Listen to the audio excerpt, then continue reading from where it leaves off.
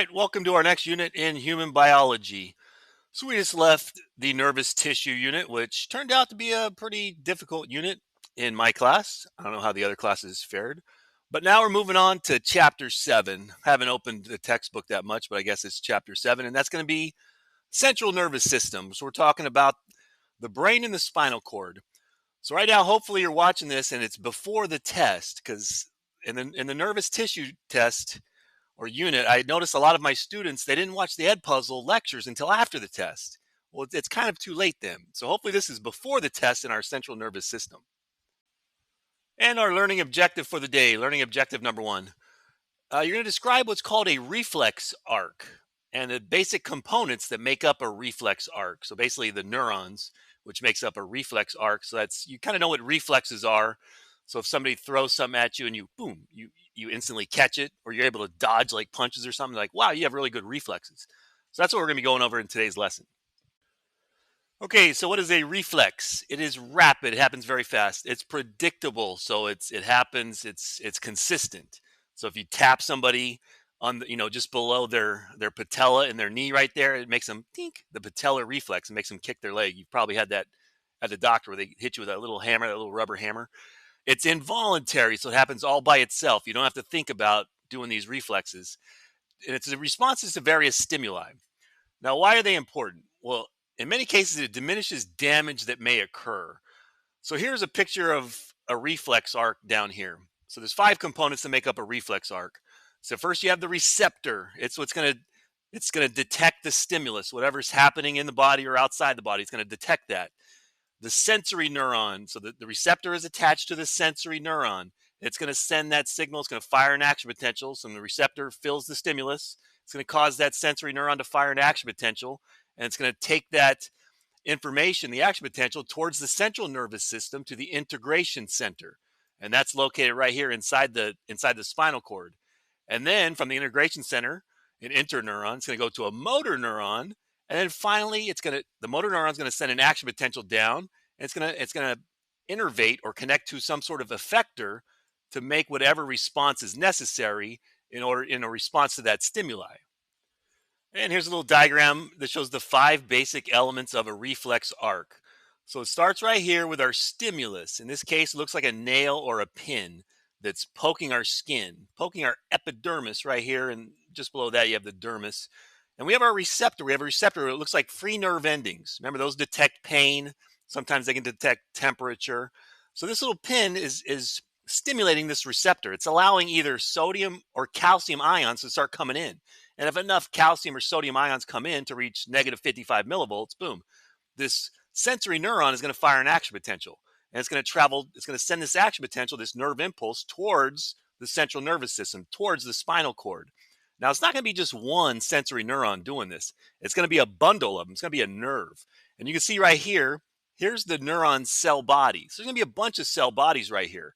So this right here, I don't know if you remember from nervous tissue, this right here is going to be a cluster of neuron cell bodies outside the central nervous system, outside the brain and spinal cord. So this right here is called a ganglion. Remember, a cluster of neuron cell bodies outside of the CNS is called a ganglion. And this is the back. This is the back of the spinal cord right here. This is the front. So this is the dorsal. This is ventral. Remember, dorsal is towards the back. Ventral is towards the stomach. So this is coming in through what's called the dorsal route or dorsal root. And this right here, this cluster of neuron cell bodies is going to be called the dorsal root ganglion. I just noticed an old term right here, or old from this semester. The stimulus is at the distal end of a neuron. I don't know if you'll need to know this, but remember, distal in Unit 1 was the appendages. So further away from the point of attachment is distal, and closer to the point of attachment is proximal. So over here, the receptor, that's at the distal end of the neuron because it's further away from the central nervous system. And over here, towards the dorsal root ganglion, and where it starts to come into the spinal cord, that's going to be the proximal end of the neuron. But anyways, all right, so you can see this sensory neuron is going to innervate or connect with an interneuron, this gray one right here. And that's the integration center. Integration center inside the central nervous system. Usually the integration center, you're thinking of the brain. But in reflexes, it's going to be the spinal cord. And this is what's going to be called a polysynaptic neuron. Let me go ahead and type that over here. This is going to be a polysynaptic reflex. Polysynaptic Polysynaptic reflex, and the reason why that is, it's pretty obvious. You can see there's a synapse right here, a synapse between the sensory neuron and the interneuron, and there's a second synapse right here between the interneuron and what's going to be the motor neuron right here. There's also some reflexes are monosynaptic. So that's where the sensory neuron is going to innervate or connect with directly with the motor neuron. So there's going to be no interneuron in a monosynaptic reflex. But this is polysynaptic, so it's going to be a little slower than a monosynaptic because it does have to, the neurotransmitters do have to cross the synaptic cleft, excite this interneuron, and the interneuron's got to fire the action potential. Then the neurotransmitter's got to cross this synaptic cleft, and then fire an action potential from the motor neuron. So it's going to be slightly slower than a monosynaptic reflex. So number 3 is the integration center, which in this case is an interneuron. And the number 4, of course, is going to be the motor neuron, efferent, because it's leaving the central nervous system. It's going to fire an action potential. It's going to travel down through the axon, and it's going to innervate or connect with some sort of effector. In this case, it looks like some sort of skeletal muscle. And the effector is what's going to make the desired response, may make you pull your hand back from something's hot or something like that. So this is the 5 basic elements of a reflex arc. And it's basically the same as the last slide, except in words and no picture. All right, so remember, number 1 of the reflex arc is the sensory receptor. So that's at the dendrite end or the dendritic end of a neuron that can respond to a specific type of stimulus. So that could be pain, pressure, thermoreceptors that detect cold and heat, etc.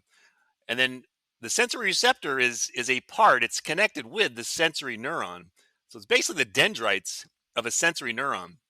So that's the type of neuron that senses information and it's going to carry that impulse, that action potential, to the axon terminals in gray matter. Oh, I should have said that on the previous slide. Maybe I'll go back to it. Of the CNS. So the sensory neuron is going to fire an action potential. It's going to carry the information to your spinal cord. From there, it's going to connect with an interneuron inside your spinal cord. That's the integrating center. So the synapse between the sensory and motor neuron. So there's an interneuron between the sensory neuron and the motor neuron.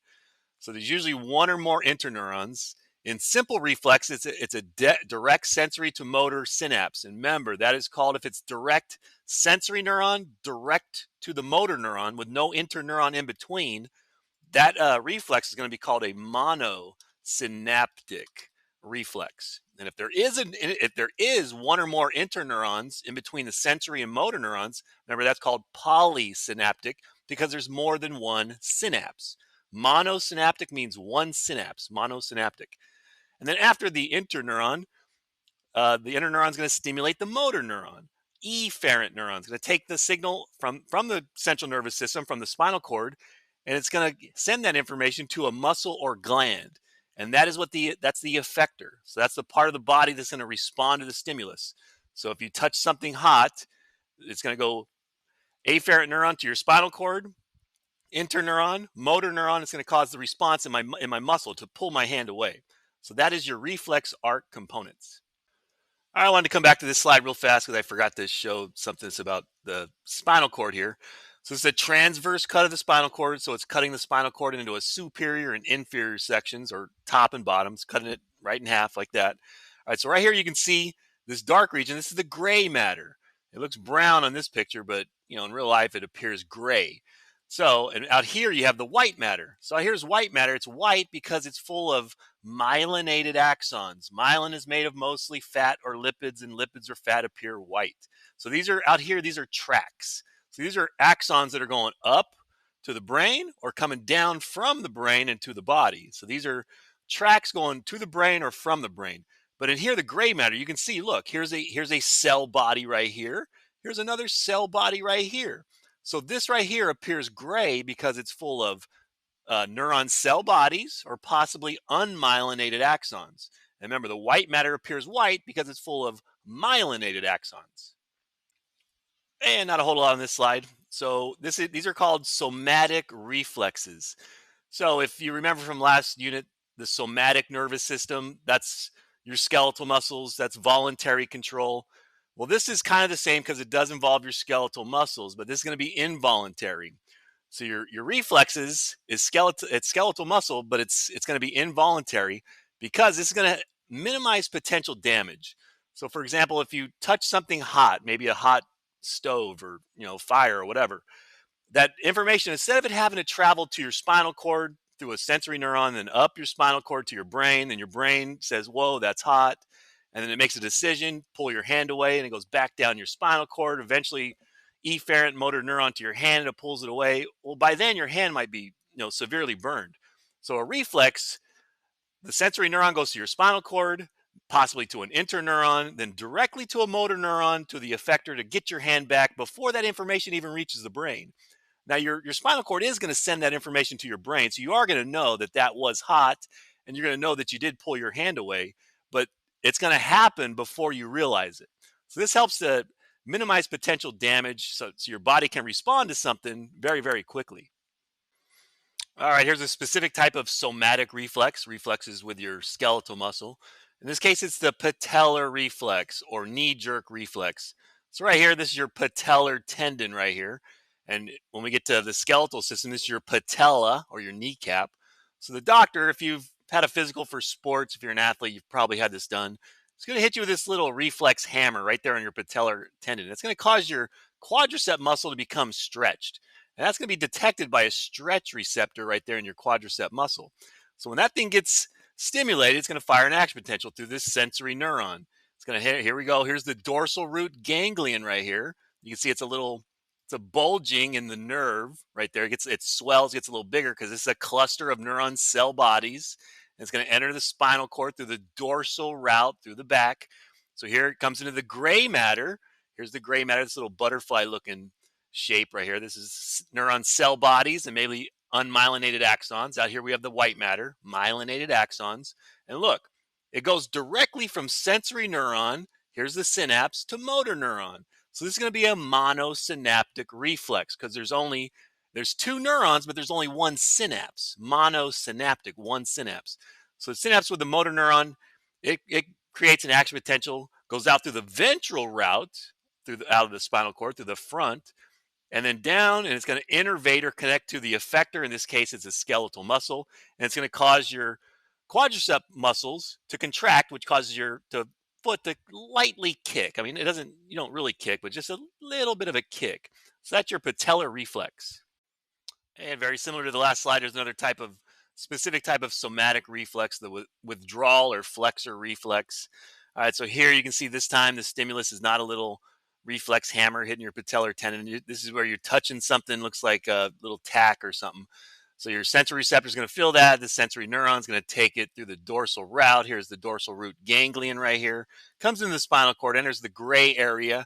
But this time it's going to connect with an interneuron. So it's going to be three neurons. 1, 2, 3. So the sensory neuron innervates or connects with this interneuron. Remember, that's the integration center. And it's going to innervate or connect with a motor neuron. And it's going to make this motor neuron find an action potential, which is going to travel down to the effector. In this case, it looks like the biceps brachii muscle in your upper arm. And that's going to cause your hand to withdraw. So the neuron spinal reflex, in which a limb is withdrawn from a painful stimulus. For example, touching something hot or prickly. And remember, this is to reduce injury because that information doesn't have to go all the way up to the brain. The brain figures out, hey, that thing's sharp. Maybe I should bring my arm back. And then the brain's like, yes, bring your arm back. And then that information has to come all the way back down. Well, that's too long. By now, you could be seriously injured. So this response is made right here in the spinal cord. It bypasses the brain. So anyways, also because remember, this is a polysynaptic reflex because there's more than one synapse because there's one right there and then there's two right there. There's three neurons and two synapses. So it's polysynaptic where the other one was monosynaptic with just one synapse. And because there's three neurons and two synapses, it's going to be a little bit slower than a two neuron reflex or a monosynaptic reflex. All right, so just like we had the somatic nervous system and the autonomic nervous system, we have somatic reflexes and we also have autonomic reflexes. So these are not going to control skeletal muscle. They're going to regulate the activity of smooth muscles, the heart, and glands. So some specific examples are the salivary reflex, the pupillary reflex. So if you walk into a dark room, the pupils of your eyes are going to dilate. They're going to get bigger to allow more light to come in.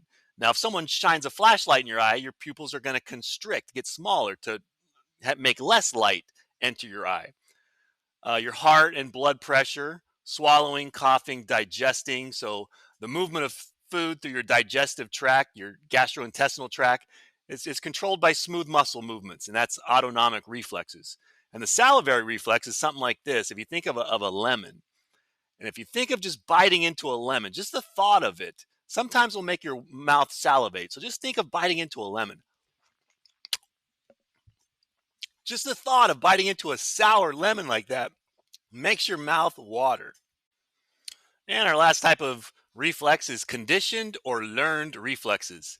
All right, so conditioner reflexes are responses that have become automatic over time due to training with a stimulus. So over here we have the classic example of what's called Pavlov's dogs. Pavlov, a scientist, he did some experiments, and it's called classical conditioning. So first he has this dog, and the unconditioned stimulus. This is a natural stimulus, dog food. It made the dog his mouth water, because he sees the food, he smells the food, and his mouth starts to salivate. Then you have a neutral stimulus, in this case, some sort of auditory that looks like a whistle, where that doesn't make any response in the dog because it doesn't mean anything to the dog. But then he paired them together. So he paired the auditory stimulus with the dog food, the scent and the sight, the vision of the dog food. So now he starts to salivate. He's salivating because of the dog food, but he also paired this neutral stimulus with it. And over time, through training, even without the dog food, if he blew the whistle, it caused the dog to salivate. And some other examples include driving. Now, most of you guys are 16, 17. So when you're driving, you're probably still 10 and 2 and looking around and stopping completely at a stop sign. And, you're really focused on what's going on. But once you've been driving for 5, 10, 15, 20 years, I come to school and I don't even remember driving to school because it's kind of it's a conditioned reflex. I've done it thousands of times. I don't even have to think about it. Here's Pavlov's dogs over here, what I said, the salivation, starting blocks. So track runners, ready, set, pew, and the gun goes off. Boom. Those guys are conditioned. They're conditioned when they hear that sound. Boom, they're gone. So they can react to the sound of that starter pistol a lot faster than just some that guy or girl that never practices it. And hopefully the school bell. So the school bell, you hear that school bell, and boom, you start walking to class. That's the way it's supposed to go. So those are all conditioned reflexes. And the last slide, why do doctors test reflexes? Well, it evaluates the condition of the nervous system. So if a reflex is exaggerated, so it's more than it should be, distorted, it's not exactly, the type of reflex it should be, or if it's absent, it doesn't happen at all, it could mean damage or disease. Now, usually if the reflex is less than or it's doesn't happen at all, that usually signifies, or it's like an indicator of damage to your motor neurons in your peripheral nervous system outside the brain and spinal cord. And if it's exaggerated, usually it's an indication that there's damage or disease inside the central nervous system. All right, so here you remember this was the patellar reflex where he's going to hit the patellar tendon, causing his quadricep muscle to contract, and he's going to do a little kick. Here's the plantar reflex. Remember, plantar is the bottom of the foot. It's going to cause the toes to curl down. And here's the brachial reflex, the biceps brachii reflex. So he's going to hit the little hammer on top of his thumb. And it's going to cause his biceps to contract, which is going to make his arm come up. All right, so these are all different types of reflexes. I hope you enjoyed lecture number 1, and I'll see you for lecture number 2.